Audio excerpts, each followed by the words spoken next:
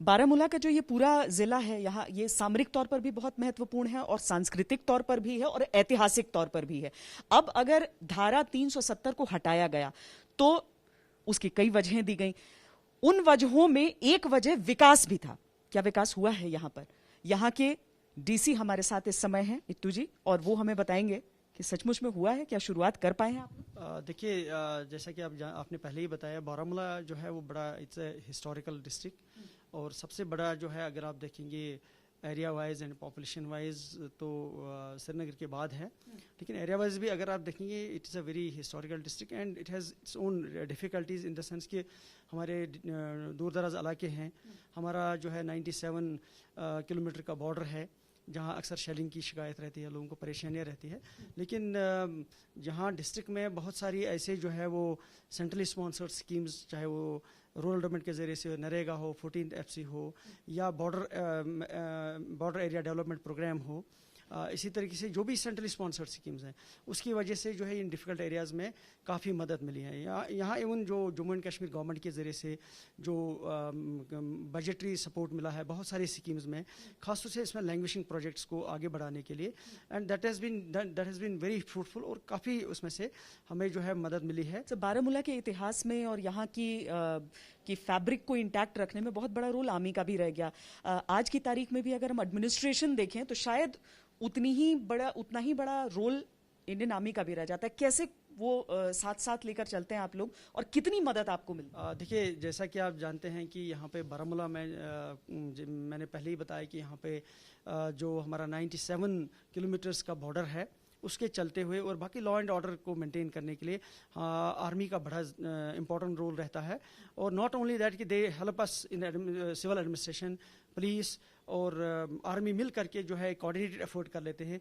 कोई भी चैलेंज हो, चाहे वो इलेक्शंस हों, चाहे वो फिर लॉ एंड ऑर्डर मेंटेन करना हो, चाहे वो क्रॉस बॉर्डर शेलिंग हो, तो उसमें आर्मी की तरफ से बहुत सपोर्ट हमें मिलेगा। They are the first people to respond when there is a border shelling. इसके अलावा जो नए इनिशिएटिव्स, चाहे वो यूथ एंगेजमेंट के हों, चाहे वो सपोर्ट्स एक्टिविटीज़ को ऑर्गेनाइज करना हो, तो वहाँ भी हमें जो है आर्मी की तरफ से जो है काफ़ी मदद मिलती है। और ख़ासतौर से मैं यहाँ बड़ा उनका अप्रिशिएट करूँगा कि जब कोविड का चैलेंज आ गया तो सिविल एडमिनिस्ट्रेशन को उन्होंने काफ़ी मदद की, चाहे वो फूड पैकेट्स बांटने हों, चाहे वो सैनिटाइजर्स देने हो, मास्क देने हों। Whenever we sought their help, they voluntarily जो है एक्सटेंडेड दैट हेल्प, जिसके लिए हम उनके बहुत शुक्रगुजार हैं। मैं आपसे ये पूछूं कि पिछले एक साल के अंदर, क्योंकि अब 5 अगस्त को एक साल पूरा हो जाएगा, तो आप किन चीज़ों को मानते हैं कि आप कर पाए हैं अभी तक, जो आगे आने वाले दिनों में होंगी वो तो होंगी? देखिए, इसमें जो हमें जो है पिछले एक साल में जो हम कर पाए हैं, उसमें मुझे लगता है कि खासतौर से बैक टू विलेज प्रोग्राम जो हमारे जम्मू एंड कश्मीर गवर्नमेंट ने लॉन्च किया था, that was a very innovative scheme. उसमें हमने ऑलमोस्ट 9000 वर्क्स को जो है ग्रास रूट लेवल पे लोगों ने आइडेंटिफाई किया था। तो उसमें से हमने टारगेटेड के तौर पर जो है कुछ स्कीम्स को जो है वो कंप्लीट किया है, जिसमें खासतौर से you will be very happy to know 900 के करीब वाटर रिसोर्सेज को हमने रिजेनरेट किया। इसके अलावा छोटी छोटी सड़कें, छोटे छोटे पुल, उनको हमने कंप्लीट किया। अगरचे हमें कोविड के चलते जो है वो अपना टारगेट पूरा नहीं कर पाए, लेकिन उसके बाद हमने कोविड के चलते भी कुछ गवर्नमेंट की डायरेक्शंस पे जो है वो काम रिज्यूम किए हैं। और इस वक्त आपको बड़ी खुशी होगी, कोई 2500 के करीब काम रिज्यूम हो चुके हैं, और उससे लोगों को एक दूर दराज इलाकों में, खासतौर से महिलाओं को या बाकियों को भी जो है रोज़गार मिलने में मदद मिली है।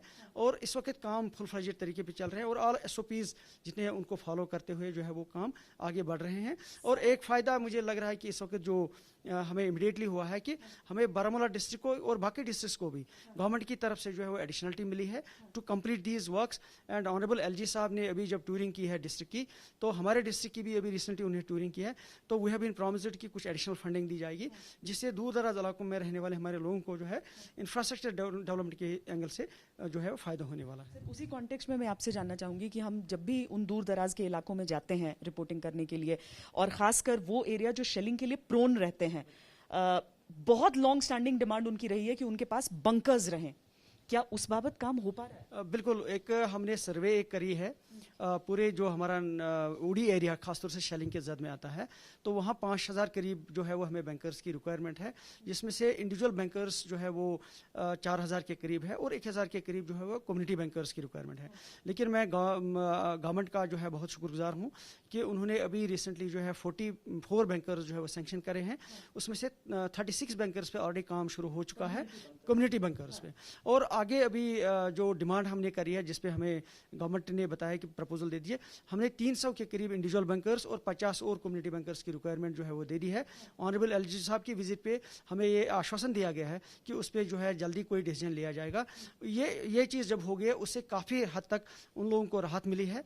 और हमने अपने डिस्ट्रिक्ट प्लान में से, चूंकि वे आर एस्पिरेशनल डिस्ट्रिक्ट, तो मैं बताता चलूं कि हमने यहाँ से भी कुछ इनोवेटिव तरीके पे लोगों को अपने डिस्ट्रिक्ट कैपेक्स बजट से हेल्प करी है। तो कम्युनिटी की मदद से हमने कोई 20 बंकर कंस्ट्रक्ट करवाए, और उससे वहाँ के लोगों को जो है एक सेंस ऑफ कॉन्फिडेंस आ गया है कि जब भी कहीं को भी कभी शेलिंग होगी तो उनको एटलीस्ट रहने के लिए और सर्च पाने के लिए इमीडिएटली अपने पास ही जगह होगी। और जहाँ तक शहरी इलाके का सवाल है, जो सड़कों के प्रोजेक्ट्स बहुत पेंडिंग रहे बहुत समय तक, क्या इस समय आप लोग क्लियर कर पाए हैं उन प्रोजेक्ट्स को, और क्या काम शुरू? हाँ, देखिए, अभी जो इस वक्त काम शुरू हुआ है, PMGSY काफ़ी रोडों पे काम चल रहा है उनका। इसी तरीके से जो हमारे जो डिस्ट्रिक्ट कैपेक्स है या जो हमारा स्टेट कैपेक्स का पैसा है, वो पहले ही अथोराइज हुआ था और पहले ही अथोराइजेशन आई थी, और उसमें खासतौर से मैग्डमाइजेशन का काफ़ी ज़्यादा डिमांड है।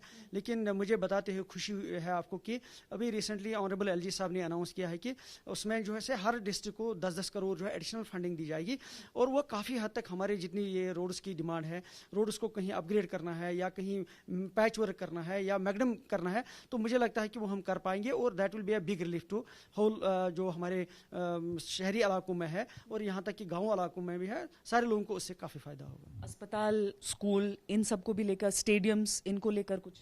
देखिए, जैसा कि मैंने बताया कि बारामूला एक एस्पिरेशनल डिस्ट्रिक्ट है, और मैं NHPC का बहुत शुक्रगुजार हूँ। We could mobilise 10 crore rupees with their support, जिसमें से हमने 89 इक्विपमेंट, मशीनरी इक्विपमेंट हॉस्पिटल्स में जो है वो उनके लिए प्लान किया हुआ है। उसमें से ऑलरेडी हमने 4.5 करोड़ के करीब जो है वो मशीनरी लाई है, दैट हैज़ बीन इंस्टॉल्ड।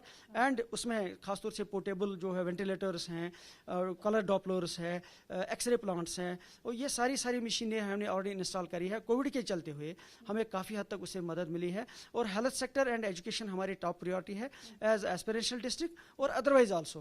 तो हमने उसको प्लान किया हुआ कि आने वाले दिनों में जब हमारा जो है किसी भी स्कीम में, चाहे वो सेंट्रल स्पॉन्सर्ड स्कीम हो, चाहे अपना कैपेक्स बजट हो, तो उसमें हम इन्हीं सेक्टर्स को टॉप प्रायोरिटी देते हैं। क्या एम्प्लॉयमेंट जनरेट होगा आने वाले दिनों? लोग इंतजार कर रहे हैं कि कुछ जब 370 हटा तो कुछ फैक्ट्रीज आए, कुछ एम्प्लॉयमेंट आए, क्या उसके हिसाब से थिंग्स आर लुकिंग अप? देखिए, हमने ऑलरेडी प्लान किया हुआ है, क्योंकि गवर्नमेंट के पास जो इस वक्त प्लानिंग है बारामूला डिस्ट्रिक्ट को लेकर के, मुझे लगता है काफ़ी अच्छी प्लानिंग है। हमारा यहाँ एक जो है एक कानिसपुरा में हमारा पॉलिटेक्निक सेंटर जो है वो with the help of Tatas जो है वो बिल्कुल तैयार हो रहा है। आने वाले 1-1.5 महीने में आप देखेंगे वहाँ बाज़ाब्ता तौर वो कोर्सेज शुरू हो जाएंगे, जिसमें रोबोटिक्स है, बाकी चीज़ें हैं, जो 100% जो है जिनकी प्लेसमेंट उधर एक कैंपस प्लेसमेंट पॉसिबल होगी। इसके अलावा हमने एक IT पार्क कायम करने के लिए, जब यहाँ रविशंकर प्रसाद जी आए थे, ऑनरेबल यूनियन मिनिस्टर, उन्होंने यहाँ कमिटमेंट करी थी कि आप ज़मीन दे दीजिए, एक IT पार्क कायम की जाएगी टोलेबल सोपोर में। वहाँ भी काफ़ी अच्छा स्कोप है, क्योंकि वो बहुत बड़ी देरीना डिमांड है यहाँ के यूथ की कि अगर ये प्रोजेक्ट जो गवर्नमेंट ने प्लान करे हैं, तो मुझे पूरी उम्मीद है कि इंशाल्लाह ये काफ़ी हद तक हमें जो है एम्प्लॉयमेंट जनरेट करने में मदद देगा और हमारे यूथ को एक अच्छा सा स्कोप दे देगा to live a good life.